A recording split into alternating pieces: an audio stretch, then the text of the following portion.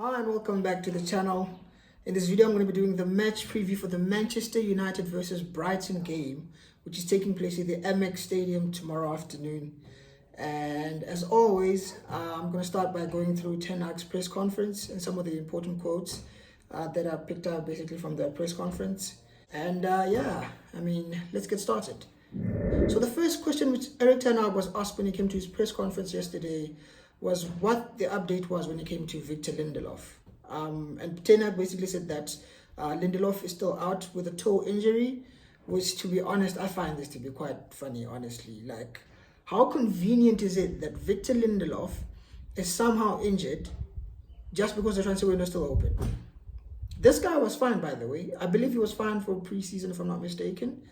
But now that the season is kicked off and the transfer window is still open, he's suddenly got a toe injury. And watch what happens. As soon as the transfer window closes, Lindelof will suddenly be fit. Miraculously. I genuinely believe this is a delay tactic from Victor Lindelof. And I believe as soon as the transfer window closes, Lindelof will suddenly be fit. Out of nowhere, miraculously so, the guy will be back to being fit and he'll be happy to chill on the bench with Manchester United.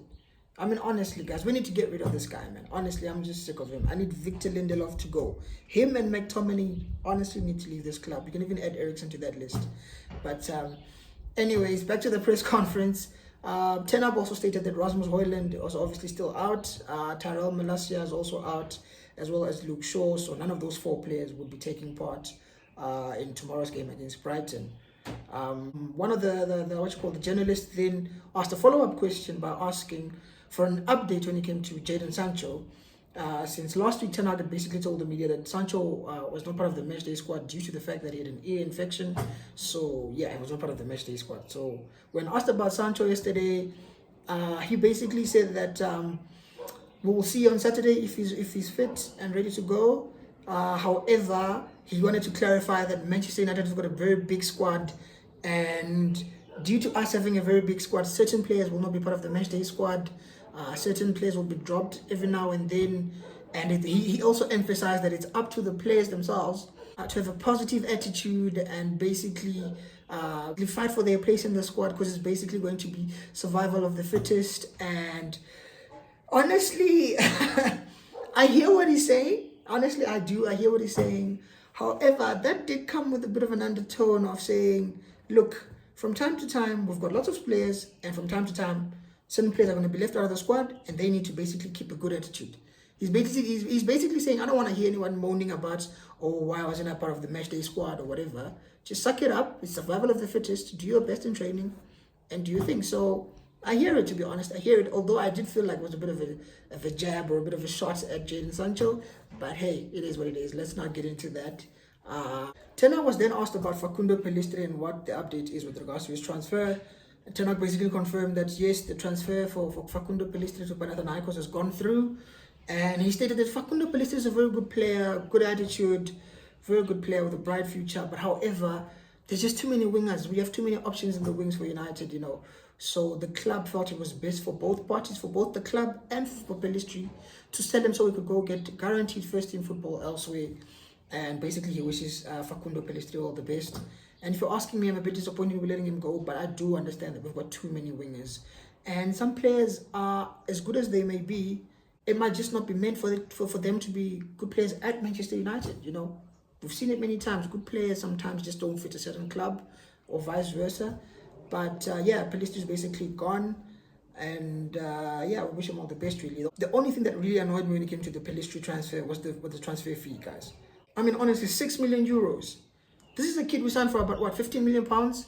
12 to 15 million pounds about 3-4 years ago. We're now selling him for about 6 million euros, which is about, 4.5 million pounds? Like, honestly, guys, we are terrible at selling. We are so bad at selling, but it is what it is, I guess. We're just trying to make as much money as we can at this point. So we're trying to get rid of anyone we can get rid of. But yeah, Pellistri is gone. What else was he asked?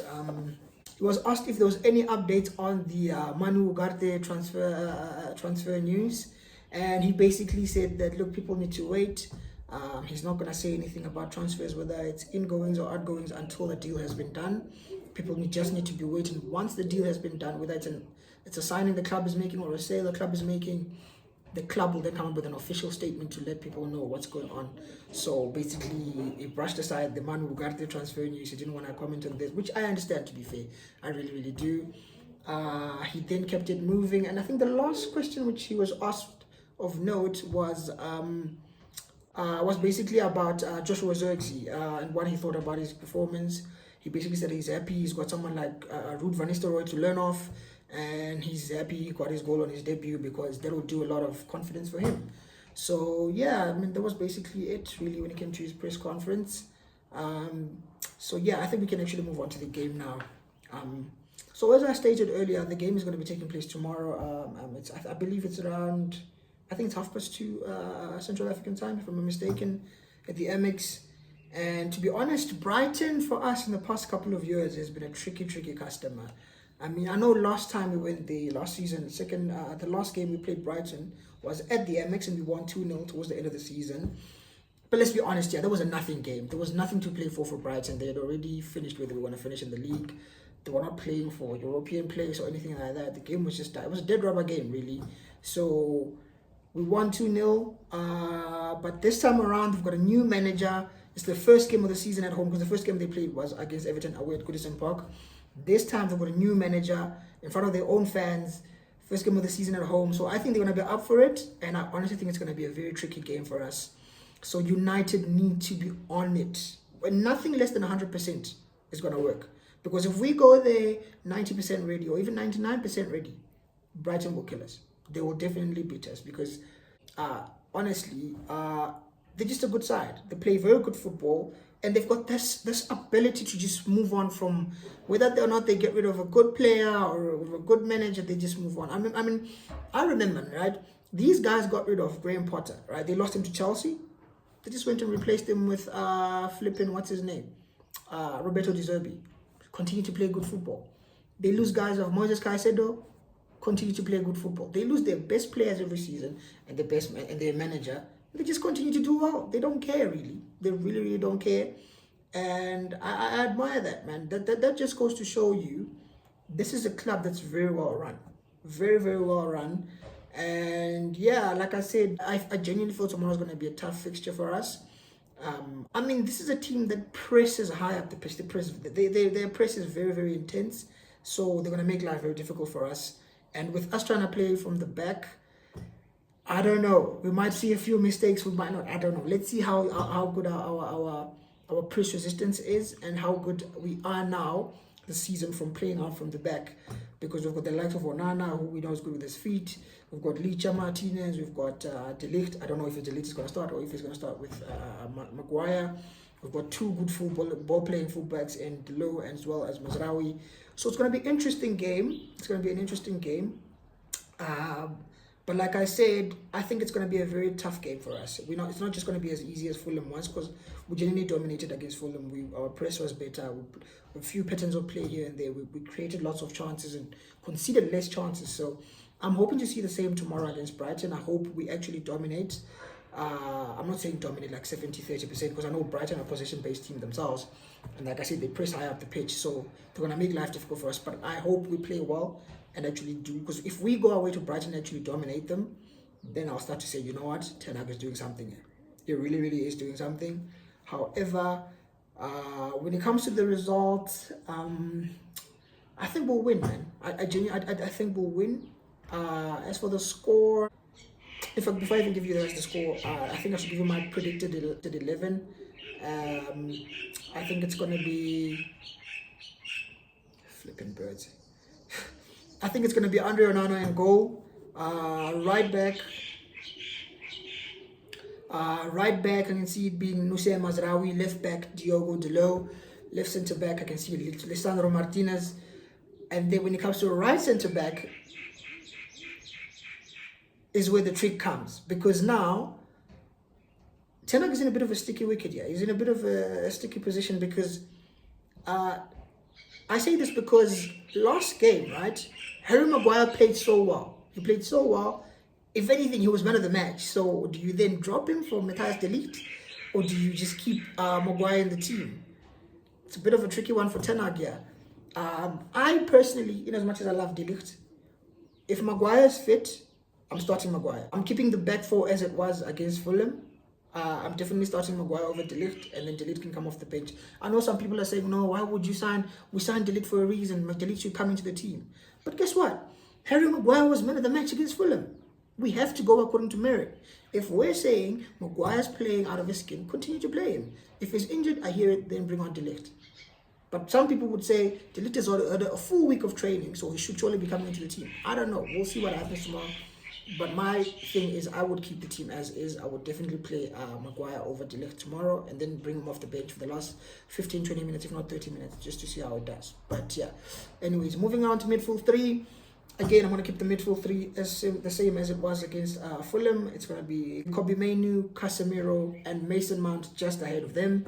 And then when it comes to the front three, I'm going with Amad Diallo on the right, Marcus Rashford on the left, and Bruno Fernandes at false nine. Basically keeping the whole team as it was. Honestly, for me, if it ain't broke, don't fix it. Keep it as it was. Until someone performs badly, I'd keep the same team.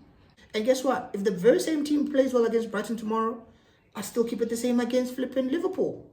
I know it's a big game and some people will be saying, oh no, you want to start Zirkzee, you want to start De Ligt. I hear it. But I'm saying, why change a winning formula? You don't need to.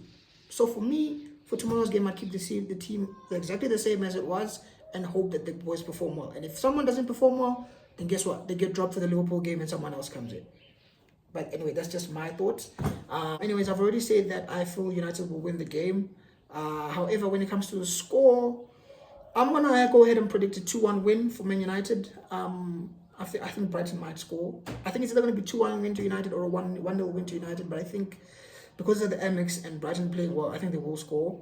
They've got two very tricky wingers in Mitoma as well as Minte. Those two boys are very dangerous, as well as Welbeck. You know, Welbeck loves to goal against United, guys. He loves to score against us.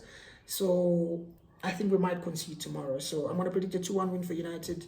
Goal scorers, I can see who's going to score. I can see Garnacho scoring off the bench and maybe even Rashford. So I can see Garnacho and Rashford being the goal scorers for us.